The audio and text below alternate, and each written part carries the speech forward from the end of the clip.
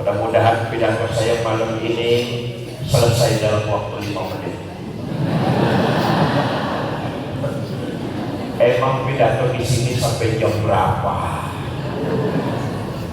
Jam 12. Saya ini hari keempat safari dakwah bersama Amira Mekah.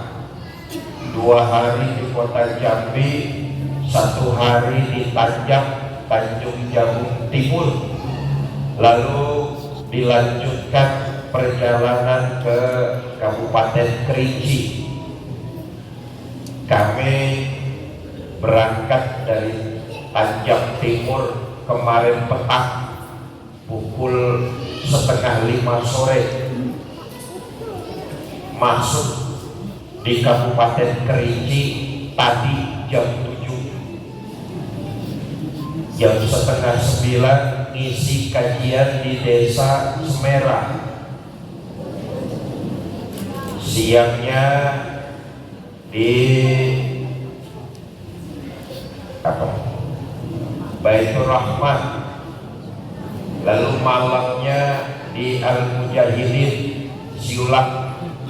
Dari sini saya harus segera bertolak ke Kota Padang, karena dari sini perjalanan ke Kota Padang kurang lebih 6-7 jam. Betul ya?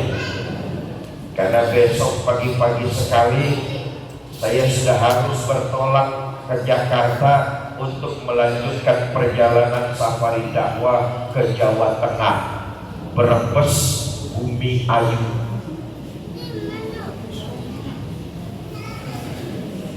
Sudah 5 hari, penat juga pala gak ketemu istri.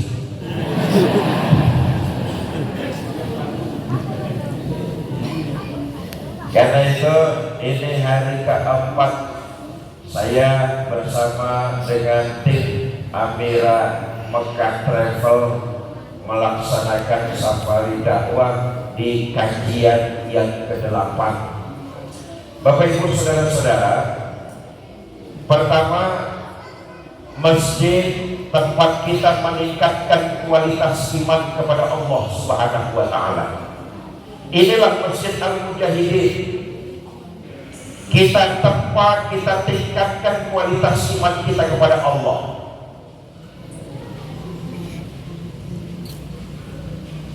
Karena itu nilai iman yang sudah tertanam di dalam hati kita, kita bersyukur benar kepada Allah Subhanahu wa Ta'ala, dikaruniakan kita iman. Alhamdulillah, kita lahir dalam keadaan muslim. Alhamdulillah. Tinggal kita jaga, kita rawat, kita pelihara, dan kita tingkatkan kualitas iman kita kepada Allah Subhanahu wa Ta'ala. Saudara, orang yang beriman seyakin-yakinnya kepada Allah, di akhirat nanti akan mendapat ganjaran dengan balasan berupa surga. Bersumber dari Al-Quran dan hadis, ada beberapa macam penghuni surga. Ada orang beriman yang masuk surga, ada orang beriman yang dimasukkan ke dalam surga, dan ada orang beriman yang jadi penduduk surga. Loh, kok beda-beda Pak? Iya, karena waktu hidup di alam dunia, waktu hidup di Kerinci, amalannya tidak sama. Saudara, berbeda antara masuk dengan dimasukkan. Kalau masuk pakai proses, nanti kita selesai pengajian dari masjid, kembali kita ke rumah masing-masing, tengok, buka pintu depan, buka pintu pagar, buka pintu depan, buka pintu kamar. Itu namanya masuk rumah. Ada proses. Tapi kalau dimasukkan, ujung-ujung ada di dalam. Nah, ujung-ujung bahasa Kerincinya apa ujung-ujung? Hah? Tiba-tiba tahu-tahu Berbeda antara masuk dengan dimasukkan. Kalau masuk menggunakan proses, tapi kalau dimasukkan tahu-tahu ada di dalam. Ya Bu, ya Bu, Bu, Ibu saya tanya, kira-kira Ibu lebih berasa mana, masuk atau dimasukkan? Keras aja. Pertama, orang beriman yang masuk surga. Saudara mau masuk surga? Mau masuk surga? Ini yang pertama, tiketnya murah. Kata baginda Nabi begini, "Man min 'abdin qala la ilaha illallah tsumma mata 'ala dzalik illa dakhala al-jannah." Siapa orang yang mengucapkan dua kalimat syahadat, meyakini kebenarannya, hidup dikerinci, tidak pernah menyebutkan Allah dengan sesuatu pun sampai mati, orang beriman macam ini berhak masuk surga. Sahabat ada yang protes, ya Rasul, walaupun orang itu berjudi, iya. Walaupun berzina, walaupun mabuk-mabukan, iya. Walaupun berjudi, berzina, mabuk-mabukan, dia mengucap dua kalimat syahadat, meyakini kebenarannya, hidup disulap, tidak pernah menyebutkan Allah sedikit pun sampai mati, orang beriman macam ini berhak untuk masuk surga. Itu perkara masuk. Kalau pertanyaannya diteruskan, masuknya kapan Pak? Nah, ingat tadi di awal saya katakan masuk itu pakai proses. Betul atau tidak? Saudara, di akhirat itu nanti tempat cuma ada dua. Kita mazhab Ahlus Sunnah wal Jamaah meyakini di akhirat itu tempat ada dua. Tidak ada musab-musab bainahuma, tidak ada di tengah-tengahnya. Kita yakini surga itu, kita yakini akhirat itu tempat cuma ada dua. Ada surga, ada neraka. Mau ke surga tapi mampir dulu, ya tempatnya jelas neraka. Betul atau tidak? Nanti setelah manusia dimasukkan oleh Allah ke dalam neraka, Allah memanggil malaikat Malik. Malik, labbaik ya Allah. Penghuni neraka sudah masuk semua? Sudah ya Allah. Ah, bagus. Kalau begitu Malik, sekarang kamu masuk neraka. Saya ya Allah. Iya. Buat apa ya Allah? Dalam hadis qudsi Allah menjelaskan, akhriju minan nar man kana fi qalbihi mithqala habatin min khardalin minal iman. Keluarkan orang-orang yang ada di neraka yang di hatinya masih punya iman walaupun seberat biji sawi. Hidup waktu dijabi tidak pernah menyebutkan aku dengan sesuatu pun. Keluarkan mereka dari dalam neraka. Malaikat Malik dapat perintah dari Allah, enggak ngebantah saudara, turun ke neraka, korek di neraka, cari orang susah, udah pada kosong. Ada imannya sedikit dikeluarkan, ada imannya lagi dikeluarkan lagi, ada imannya lagi walaupun cuma sekecil biji zarah dikeluarkan, hancur badannya, rusak mukanya, dibakar di neraka, hancur badannya, rusak mukanya, dikeluarkan mereka oleh malaikat Malik atas perintah Allah. Dimandikan mereka di sebuah sungai yang bernama Nahrul Hayat, sungai kehidupan. Allahu Akbar. Selesai dimandikan di sungai Nahrul Hayat, bagus lagi badannya, cakep lagi wajahnya. Apel mereka di hadapan Allah. Kata Allah, Bagaimana Mas? Kapok gak sampean? Kapok ya Allah. Kalau kapok, izhab fadkhulil jannah. Pergi sana masuk surga. Berangkat orang ini ke surga. Di surga jumpa sama kawan-kawannya yang sudah sampai tua dari desa Siulang. Amin. Rupanya ini sudah sampai duluan di surga. Amin. Kata kawan-kawannya yang sudah sampai duluan, Mas, iya baru sampai. Oh, hujan tadi di jalanan. Memang kemana dulu Mas? Kita sudah lama sampai di sini. Bapak Ibu bisa baca dalam Quran surah Al-Mudaththir. Mas, salakakum fi saqar. Kenapa kamu mampir di neraka Saqar?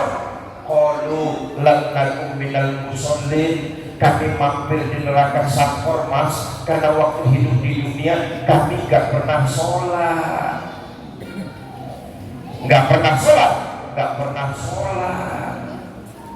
Loh, kan waktu tinggal di Sulam, rumahnya dekat sama Masjid Al-Mujahidin. Cuma dekat doang, sholat mah gak pernah.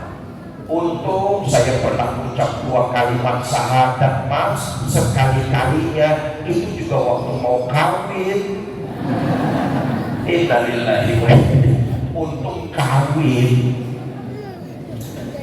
Nah, Bapak Ibu, saudara-saudara, ini sambil jalan saja karena menyambut Ramadan, memperingati Isra dan Mi'raj.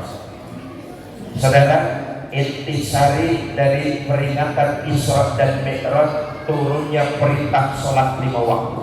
Betul atau tidak? Sholat inilah yang membuktikan kita umat Islam dengan makhluk-makhluk ciptaan Allah lainnya. Ibadah sholatlah yang membedakan kita umat Islam dengan makhluk ciptaan Allah lainnya. Bu, saya tanya, monyet makan apa tidak? Kita makan apa tidak? Makan. Monyet minum apa tidak?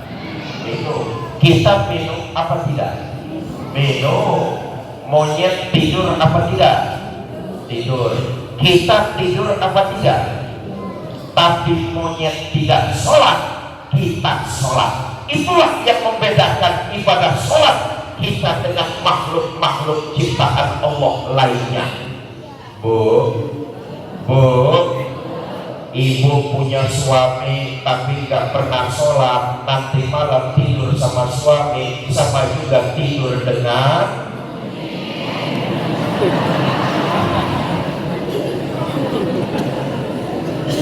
bapak-bapak punya istri gak pernah sholat, ntar pulang dari masjid nyium istri sama juga nyium.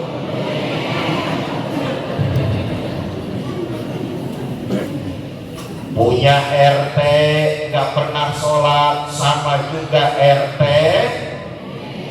Lo yang ngomong lo ya. Inilah yang membedakan kita dengan makhluk-makhluk ciptaan Allah lainnya. Sholat. Karena itu makmurkan masjid kita Al-Mujahidin. Dengan apa? Yang wajib saja dulu lah, sholat berjamaah. Saya tadi ngobrol sekilas sama Pak Camat. Ustaz, alhamdulillah masyarakat Sulam mah kalau sholat berjamaahnya rajin-rajin Ustaz. Apalagi sholat subuh berjamaah Masjid Al-Mujahidin penuh sampai keluar-luar. Gak ada yang di dalam.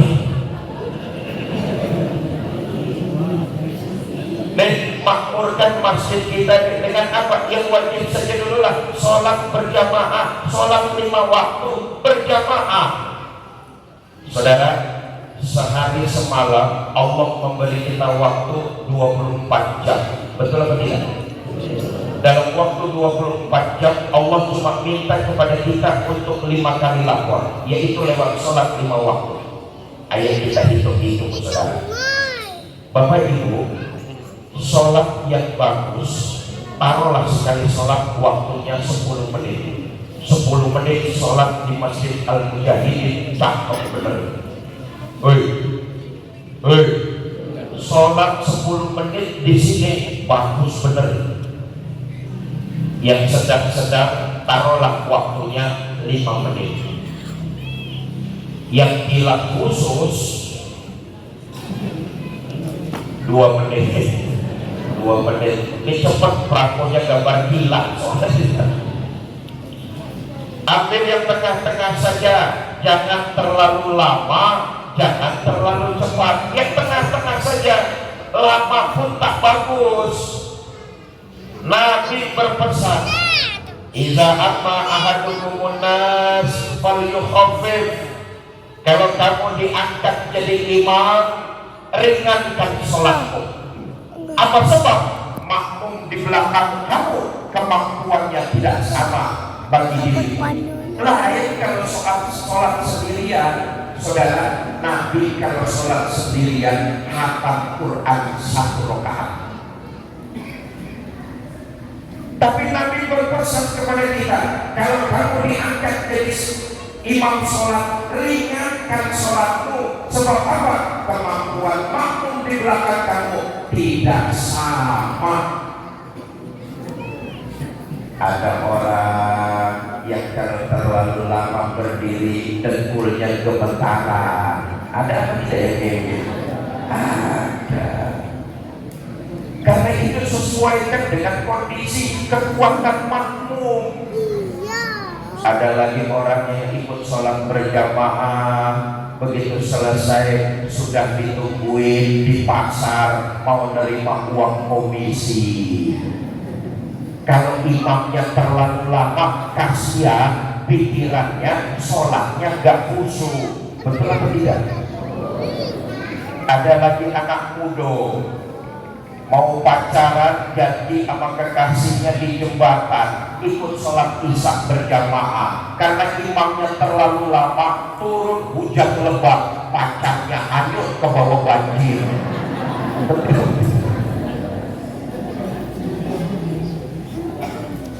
Ambil yang sedang-sedang saja, 5 menit, lama tidak, cepat pun tidak. Ayo kita hitung, saudara. Sekali sholat waktunya 5 menit.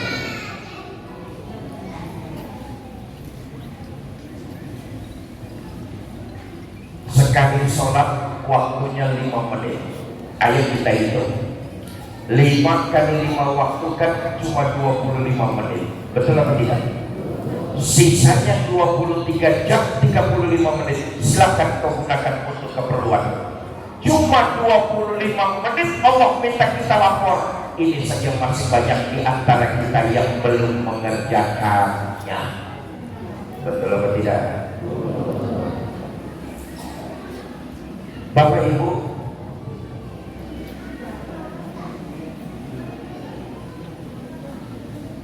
nah, deh, jangan ngobrol dulu saya.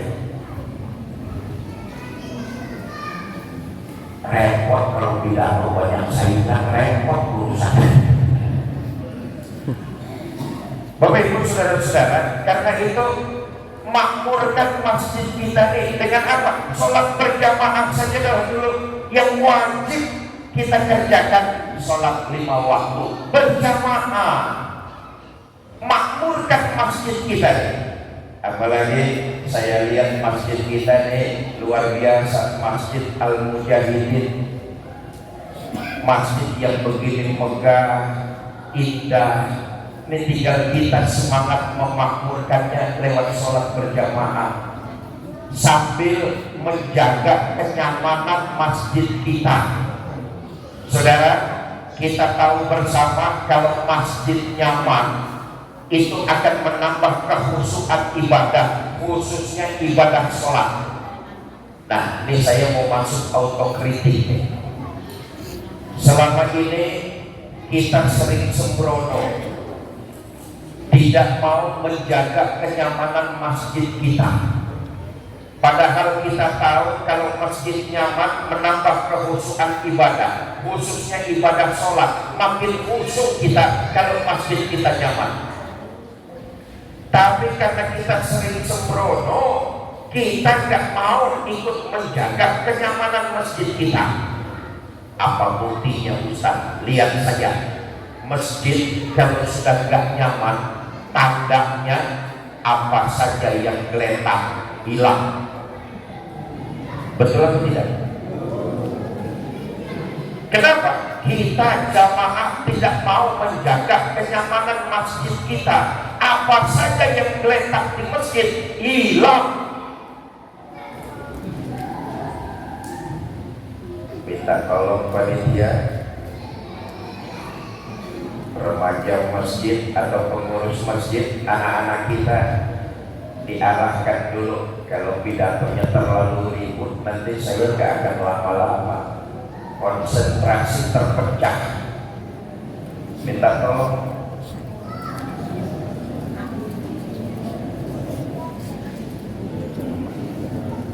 Bapak Ibu, saudara-saudara kaum muslimin yang saya muliakan, kita juga yang salah, sembrono, tidak mau menjaga kenyamanan masjid. Apa saja yang geletak hilang. Coba saja lihat, kipas angin hilang, ampli hilang, kotak amal hilang. Berapa banyak kotak amal yang dicuri dari masjid-masjid? Betul atau tidak? Walaupun sudah dikasih CCTV, tapi kerap terjadi, nggak nyaman, maling gampang bereaksi. Kita juga jamaah yang teledor, nggak mau menjaga kenyamanan masjid kita. Apa saja yang geletak hilang, saudara.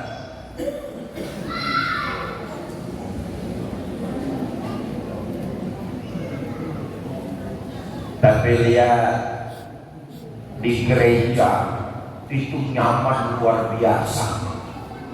Gereja itu nyaman luar biasa, saudara. Apa buktinya Ustaz? Sampai sekarang saya belum pernah mendengar di gereja ada piano hilang. Kita di masjid jangankan piano, sendal butut masih diambil orang. Betul atau tidak? Katanya di masjid yang gak bakalan hilang cuma dua. Pertama, beduk. Apa beduk bahasa sini? Tabu. Pertama yang gak bakalan hilang di masjid, tabu. Walaupun malam takbiran dibawa muter sama anak-anak keliling kampung, mau subuh, tabu sudah balik lagi ke tempatnya itu. Betul atau tidak? Gak bakalan hilang. Yang kedua yang gak bakalan hilang dari masjid katanya keranda jenazah. Gak bakalan hilang. Karena itu kita jaga kenyamanannya. Kenapa? Itu khusus buat kita. Kalau masjid kita nyaman, kehusukan ibadah, khususnya ibadah sholat, makin terasa, makin bisa kita hayati. Satu dari ya, orang beriman yang masuk surga. Yang kedua, ada orang beriman yang dimasukkan ke dalam surga. Nah, ini tiketnya lebih tinggi. Kata Quran begini, innal ladzina amanu wa amilus sholihat la ukaffiranna anhum sayyi'atihim wa la udkhilannahum jannah. Mereka orang-orang yang beriman lalu mengerjakan berbagai macam amalan kebaikan, kami hapuskan segala macam kesalahannya dan kami masukkan mereka ke dalam surga. Beriman seyakin-yakinnya, hidup memperbanyak dan menebarkan nilai-nilai kebaikan, Allah hapuskan salah dan dosa-dosanya, Allah masukkan ke dalam surga.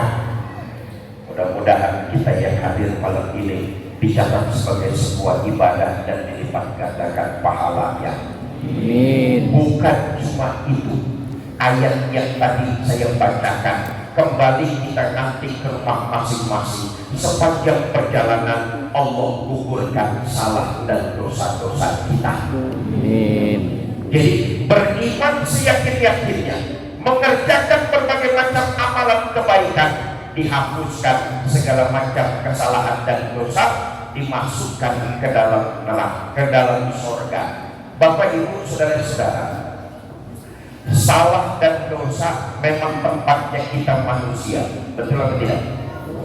Malam ini saya tanya, yang hadir di masjid ada nggak yang tidak pernah berbuat dosa? Malam ini yang hadir ada nggak yang tidak pernah berbuat salah? Semua kita berlumuran salah dan dosa, betul atau tidak? Karena itu jangan merasa sok suci, jangan merasa sok bersih. Semua kita makhluk yang berlumuran salah dan dosa. Boleh jadi Fikri Haikal dosa dan salahnya lebih banyak dari ibu dan bapak semua. Tapi Islam agama yang penuh dengan harapan dan kepastian. Kalau kita berbuat salah dan dosa, segeralah melakukan pertobatan kepada Allah. Ikuti perbuatan salah itu dengan memperbanyak amal kebaikan. Insya Allah obatnya diterima, dimasukkan kita ke dalam surga. Amin ya Rabbal Amin. Nanti kalau semua kita yang hadir di sini masuk surga, amin. Amin. Amin. Amin. Kalau semua kita yang hadir di sini masuk surga, saudara gak usah heran kalau melihat para ulama, para kiai, para asatiz dan asatizah. Surga memang tempatnya para ulama. Gak usah heran lihat mereka masuk surga. Kalau saudara nanti di surga melihat pemimpin-pemimpin yang adil, nggak usah heran juga. Pemimpin yang mengayomi dan melindungi rakyat, membawa keadilan, menegakkan nilai-nilai keadilan. Surga memang pantas dihuni oleh pemimpin-pemimpin yang adil. Nggak usah heran. Kalau saudara nanti melihat orang-orang kaya ada di surga, jangan heran juga. Kekayaan yang Allah titipkan kepada dia, dia salurkan untuk membantu yang lemah, menyantuni fakir miskin, menyantuni orang-orang tua jompo, membangun masjid, membantu madrasah. Allah karuniakan dia harta kekayaan, ringan tangan membantu yang memerlukan. Orang kaya seperti itu pantas tempatnya ada di surga. Gak usah heran. Tapi saudara akan terkejut melihat pelacur masuk surga. Pelacur masuk surga. Saudara hampiri, saudara tanya, Mbak, iya Mas, kok ada di surga Mbak? Oh. Emang bagaimana ceritanya Mbak bisa sampai surga? Cerita perempuan ini, Mas, dulu waktu hidup di dunia, saya ini siapa? Mas kan tahu. Mas juga pernah jadi langganan saya kan. Umpama. Tapi Mas, jujur saya mengerjakan perbuatan itu karena terpaksa. Sejak kecil saya sudah jadi yatim piatu.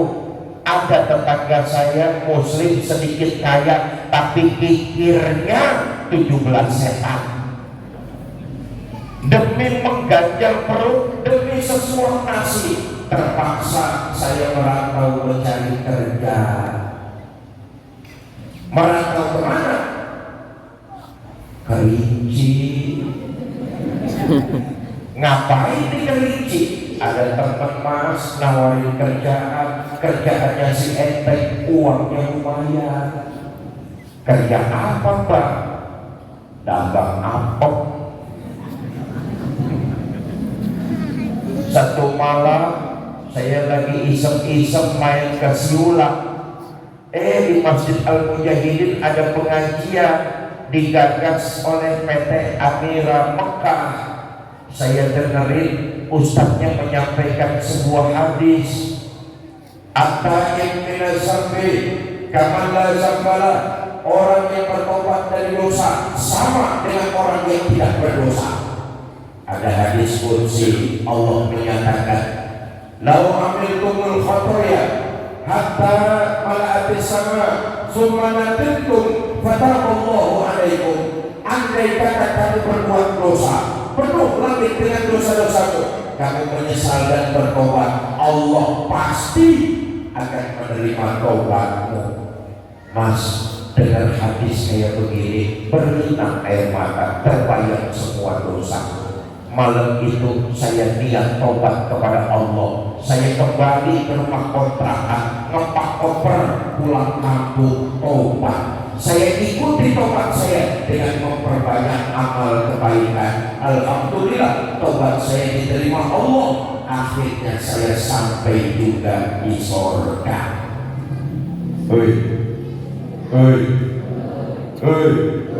Berapa banyak salah dan dosa yang kita lakukan.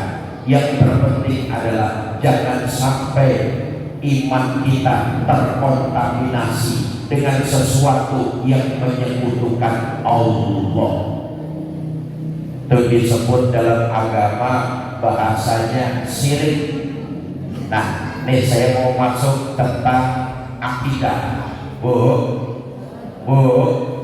Jangan sampai iman kita tercampur dengan sesuatu yang menyekutukan Allah. Saya ingin bicara sedikit tentang tauhid.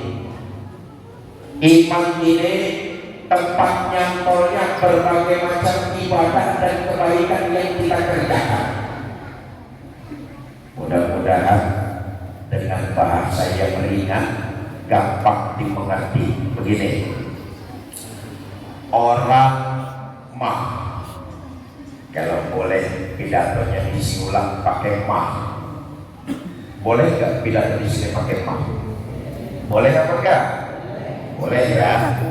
Orang mah mendingan amalnya sedikit tapi imannya benar daripada amalnya banyak imannya salah. Sebab amal ibadah dan kebaikan yang kita lakukan santolannya iman.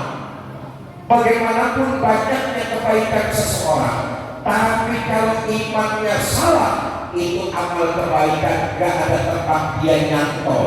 Amalnya kuat, nyawa, ngambang. Bu, ibu tahu ngambang?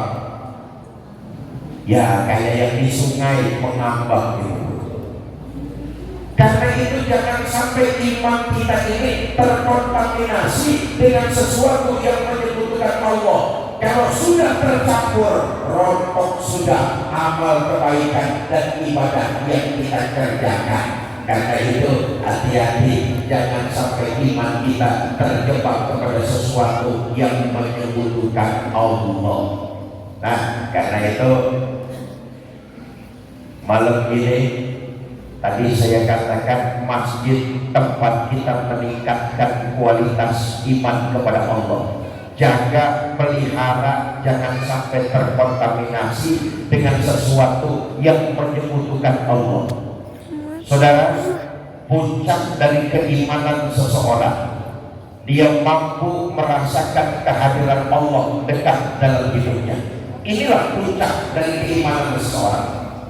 Kemanapun dia pergi, dimanapun dia berada, dia akan merasa selalu diawasi Allah. Inilah puncak iman tertinggi.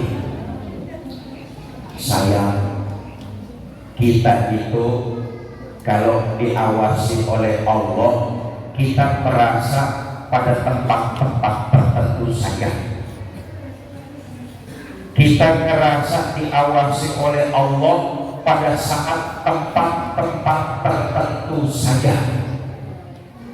Di masjid Allah ada, di pasar Allah tidak ada. Akibatnya timbangan tetap saja curang. Di masjid Allah ada, di kantor Allah tidak ada. Akibatnya korupsi merajalela. Betul atau tidak? Kenapa? Kita tidak mampu menghadirkan Allah dalam kehidupan kita.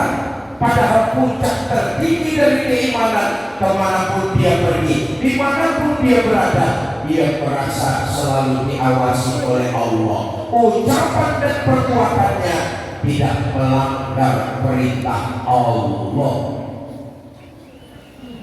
Cuma karena masih banyak di antara kita yang beriman dalam ucapan lain dari perbuatan, maka merasakan kehadiran Allah cuma di masjid saja.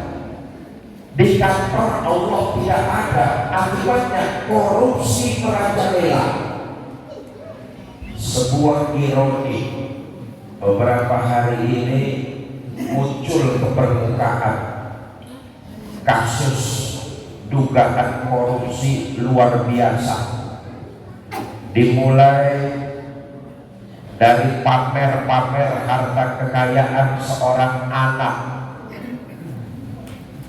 di Facebook dan di Instagram, selalu memposting harta kekayaan bapaknya, sampai kemudian anak ini melakukan tindak kekerasan, baku hantam, lawannya terkapar parah sampai sekarang masih koma di ICU salah satu rumah sakit di Jakarta. Ini anak ketangkap polisi, diusut. Rupanya anak salah seorang pejabat di Kementerian Keuangan dan Dirjen Pajak. Dilakukan pengusutan oleh KPK, tercium bahwa bapaknya diduga melakukan praktek penyimpangan dana sebesar 500 miliar. Rafael Alun, Rafael Alun, pejabat Kementerian Keuangan eselon 3. Anaknya bermasalah, lalu bapaknya mengundurkan diri dari Kementerian Keuangan.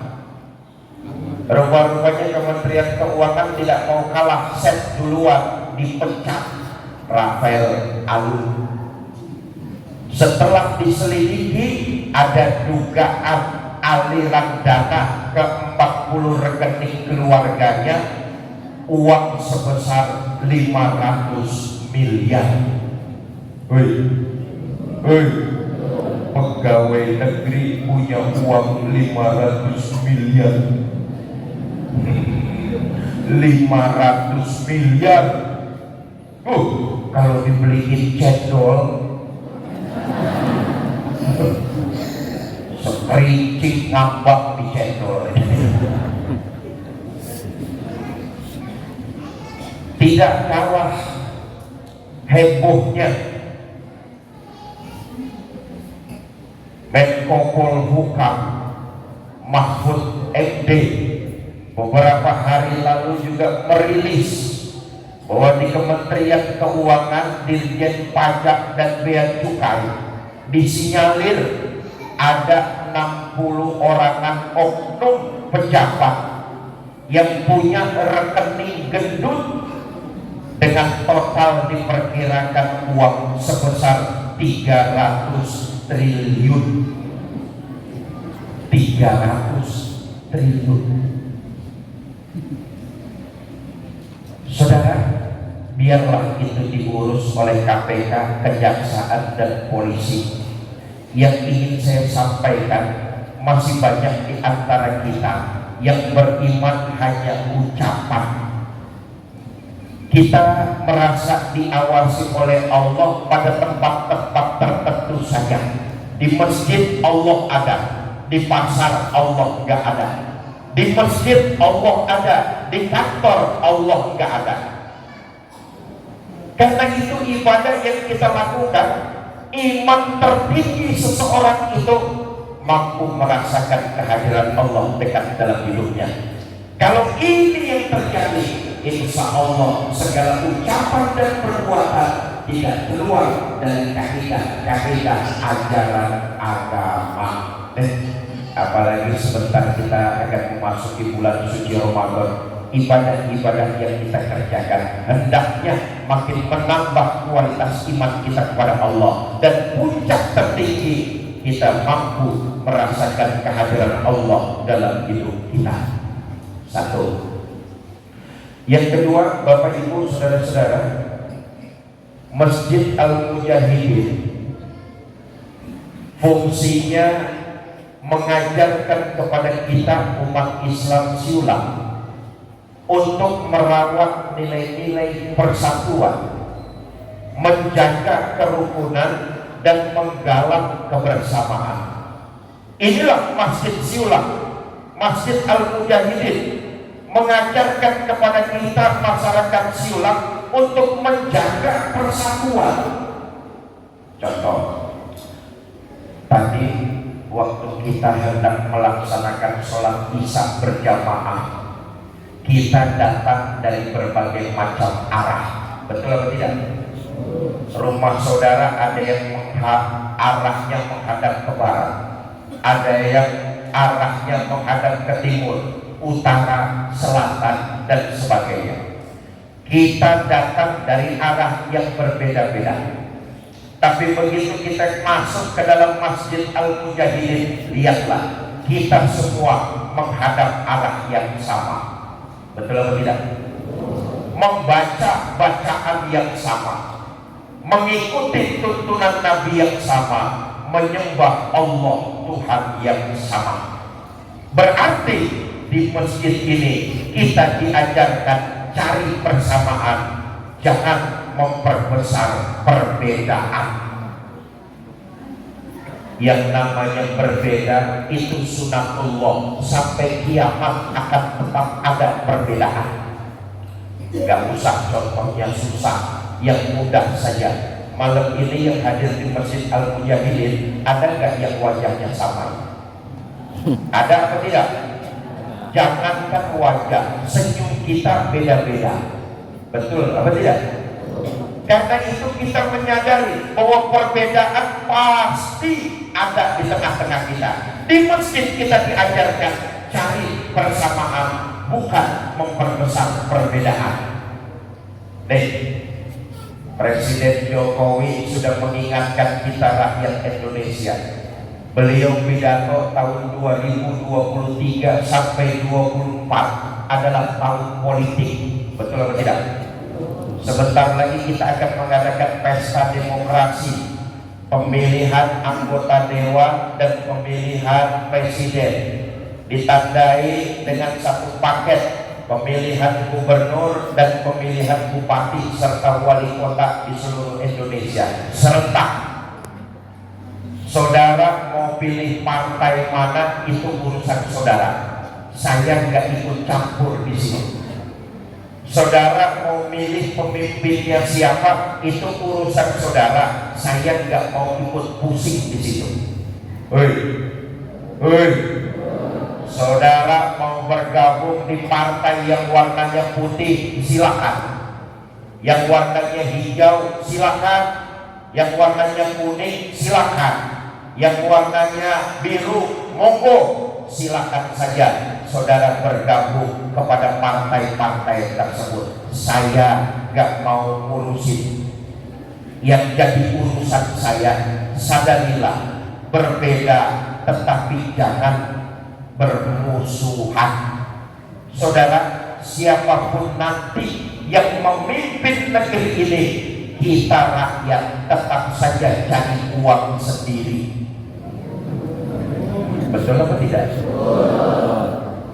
Siapa saja yang memimpin bangsa ini, sadarilah, kita rakyat bakal tetap saja cari uang sendiri. Karena itu sesama tetangga beda partai boleh, tapi saling menghormati, bukan malah saling melotot-melototan. Jelas? Pilihan gubernur boleh tidak sama, pilihan bupati boleh tidak sama, tetapi kita sesama warga harus saling menghormati, harus saling menghargai, dan tetap saling mencintai. Itulah kita umat Islam, harus dewasa. Perbedaan sampai kiamat tetap ada. Hormati orang yang berbeda pilihan partainya dengan kita. Hormati orang yang berbeda pilihan presidennya dengan kita. Dengan saling menghargai, dengan saling menyayangi, dan tetap saling mencintai. Bapak Ibu, saudara-saudara kaum muslimin yang saya cintai, penutup, saudara, kita semua paham bahwa kita akan sampai pada batas akhir dari kehidupan kita masing-masing. Betul atau tidak? Hidup di Jambi, hidup di Kerinci, hidup di alam dunia akan ada batas akhirnya. Kita semua yakin kita akan sampai pada batas akhir dari kehidupan kita.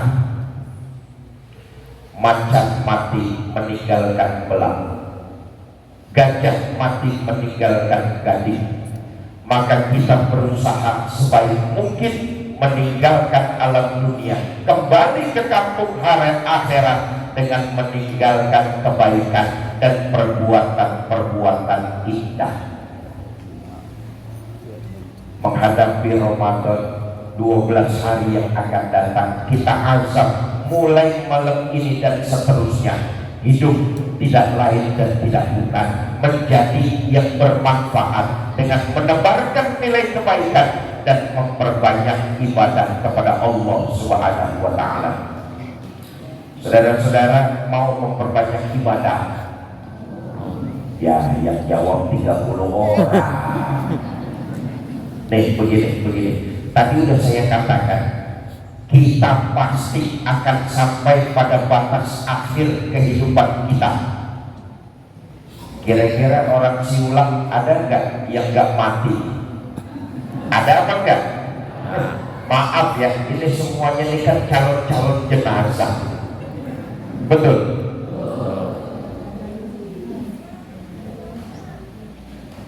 Jadi gubernur belum tentu, calon gubernur belum tentu jadi gubernur, tapi calon mati itu pasti.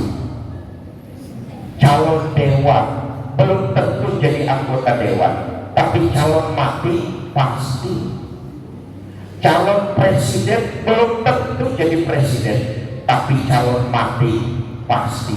Semua kita akan sampai pada batas akhir dari kehidupan kita. Nabi sudah mengingatkan, umatku itu nanti umurnya gak jauh-jauh dari angka 60 sampai 70 tahun. Ini akhir zaman. Sekarang nyari orang umurnya 100 tahun jarang. Betul atau tidak? Di angka 60 sampai 70 tahun. Pak, itu orang dulu kok umurnya panjang-panjang. Iya, kalau saudara baca sejarah umat terdahulu memang umurnya panjang-panjang. Nabi Adam umurnya 1000 tahun, keluarganya yang umurnya ribuan tahun juga.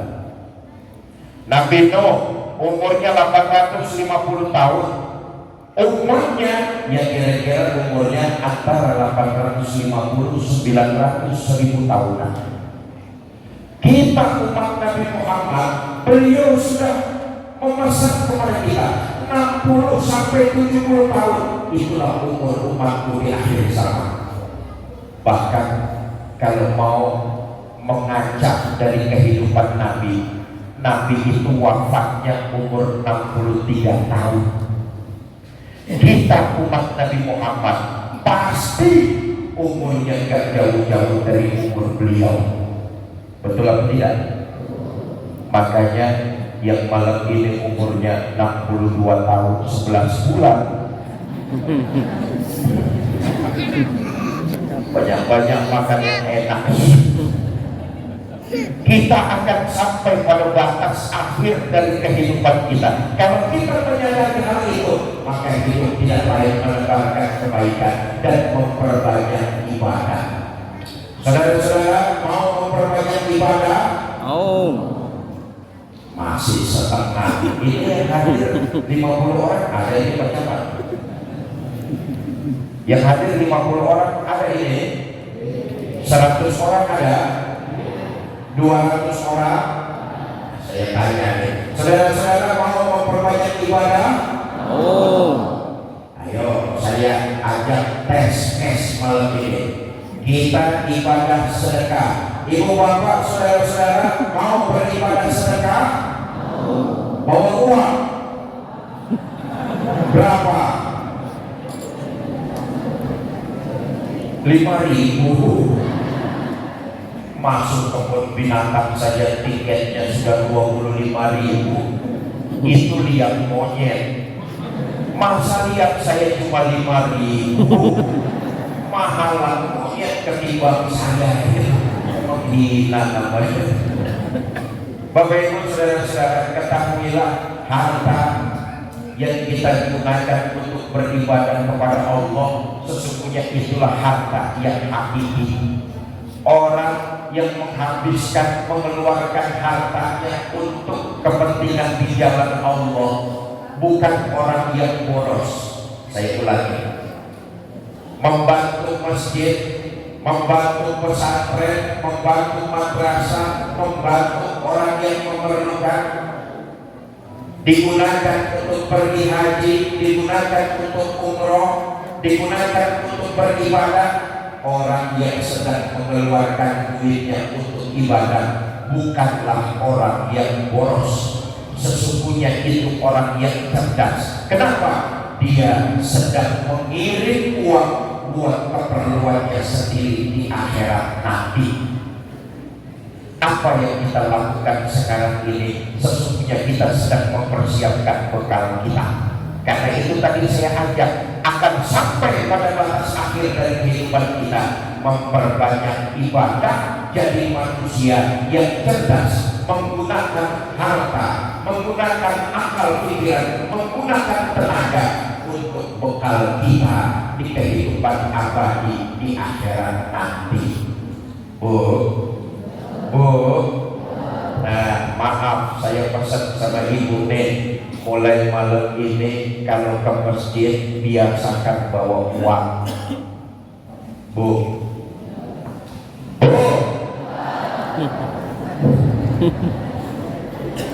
apalagi nanti bulan Ramadan 30 hari kita sholat tarawih di masjid, jangan dibiasakan gak bawa uang.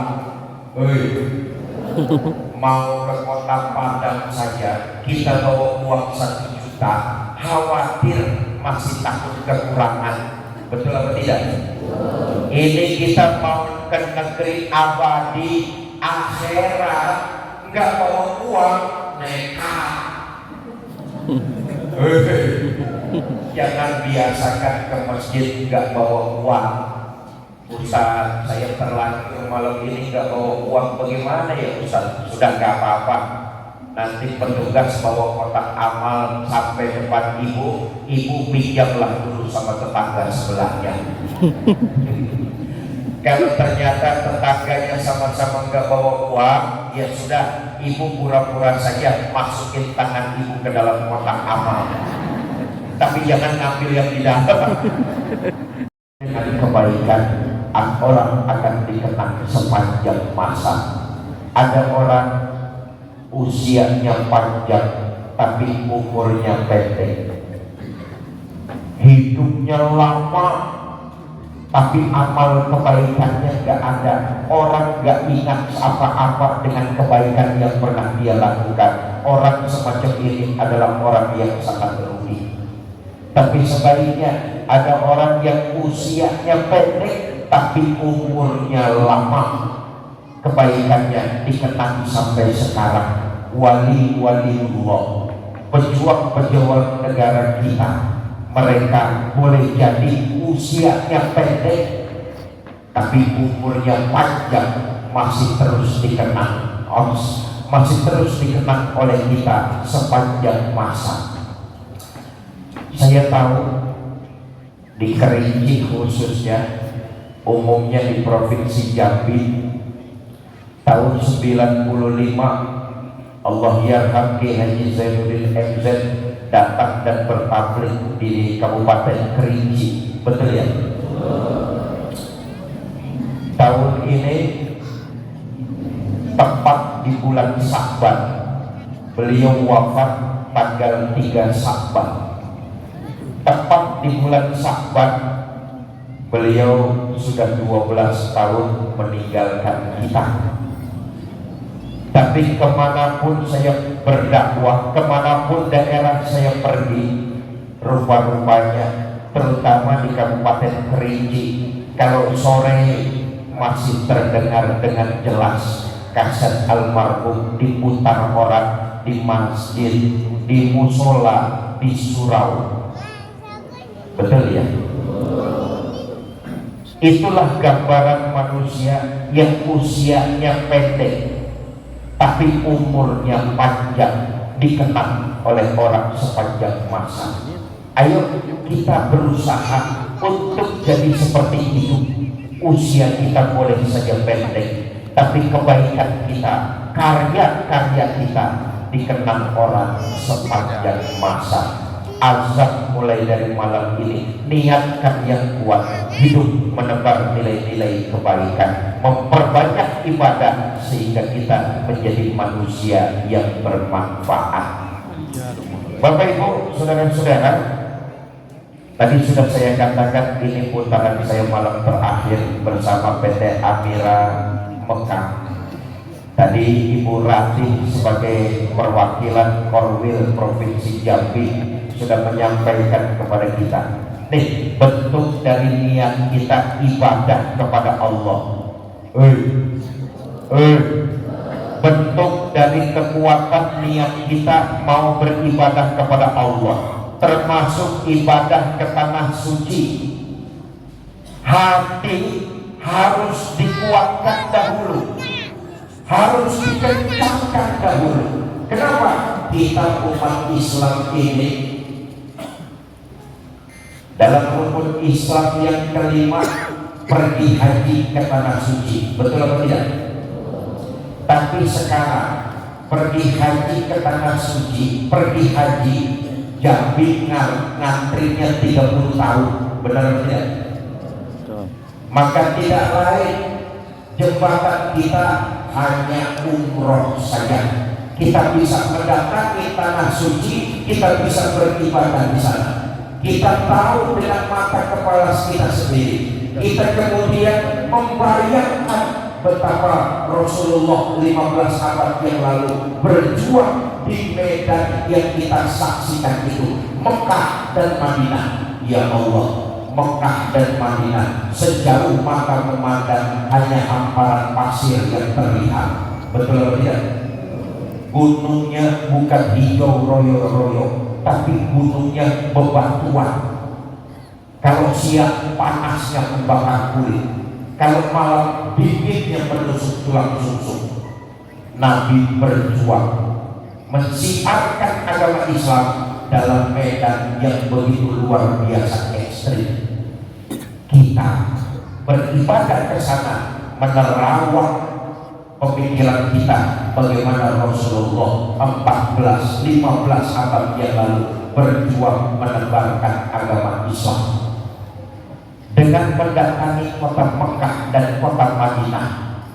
Tahu sejarah turunnya agama Islam, tahu sejarah perjuangan baginda Nabi. Diharapkan dengan perginya kita umroh, iman kita makin berlipat ganda kepada Allah Subhanahu wa Ta'ala dan makin cinta kepada Nabi kita Muhammad Sallallahu Alaihi Wasallam. Tadi sudah disampaikan oleh Bu Rati, beliau PT Amira Mekah hanya menjadi wasilah, perantara ibu bapak yang ingin beribadah umroh melalui PT Amira Mekah, menyediakan berbagai macam kemudahan, bahkan Pembayaran yang ketiga itu yang sangat menarik, pergi dulu baru bayar. Pergi dulu baru bayar. Nih, saya ajak merenungi orang-orang yang ada di sekitar kita.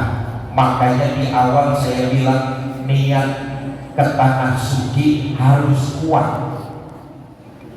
Berapa banyak orang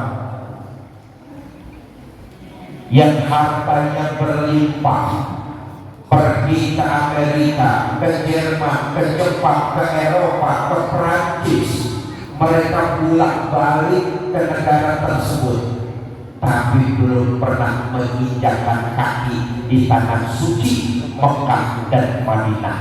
Padahal orang Islam, hartanya melimpah, negara manapun sudah dia kunjungi, tapi menginjakkan kaki di tanah suci Mekah dan Madinah belum pernah. Kenapa?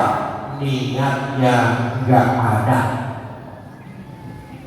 Karena itu saya ulangi, niat kita harus kuat untuk datang beribadah ke tanah suci. Kalau niat kita kuat, Allah akan carikan kita jalan, Allah akan berikan kita kemudahan. Caranya apa? Tadi sudah ditawarkan, berangkat dulu, pulang baru bayar. Ayo renungkan, kita ini nyicil motor 3 tahun, alhamdulillah lunas. Betul apa enggak? Padahal itu untuk kesenangan kita di alam dunia cuma sementara. Nyicil mobil 5 tahun, alhamdulillah lunas. Masa ibadah ke tanah suci mikir-mikir? Berangkat saja dulu, pulang bayar. Cicilan motor 3 tahun kita lunas, cicilan mobil 5 tahun beres. Kenapa untuk haji? Kenapa untuk datang ke tanah suci? Meningkatkan ibadah, meningkatkan kualitas iman. Kita masih mikir-mikir, mantapkan hati kita. Berangkat ke tanah suci bagian dari ibadah. Allah akan memberikan hidup kita berkah. Allah akan jadikan kehidupan kita dengan kemudahan-kemudahan dari yang tidak kita duga-duga. Nah, Amirah Mekah hanya sekedar wasilah mengantarkan ibu bapak untuk beribadah di tanah suci Mekah dan Madinah. Apalagi saya dengar kemudian ada tur ziarah ke daerah Taif. Taif itu sampai sekarang dikenal daerah yang mensup sayur dan buah-buahan. Korma yang terkenal itu 2, Madinah dan Taif. Tapi sayur-sayuran, buah-buahan orang-orang Mekah lebih banyak didatangkan dari daerah Taif. Dan Taif, Nabi sebelum hijrah ke Madinah, beliau pernah singgah di daerah Taif untuk menyampaikan risalah dakwah Islam. Saya dengar katanya ada program nanti akan mampir ke daerah Taif untuk menapaktilasi perjuangan Rasulullah Shallallahu Alaihi Wasallam. Diberikan kemudahan, kenapa tidak kita mantapkan hati kita? Ajak istri, bu, ajak suami untuk melaksanakan ibadah umroh. Wallahu a'lam, kita minta umur kita dipanjangkan oleh Allah. Tapi kalau ternyata umur kita habis, ada batasnya, paling tidak kita sudah niat untuk ibadah ke tanah suci, walaupun kita meninggalkan alam dunia ini, karena kita sudah niat dan sungguh-sungguh ingin ke tanah suci. Pahala umroh dan pahala haji mudah-mudahan kita dapat.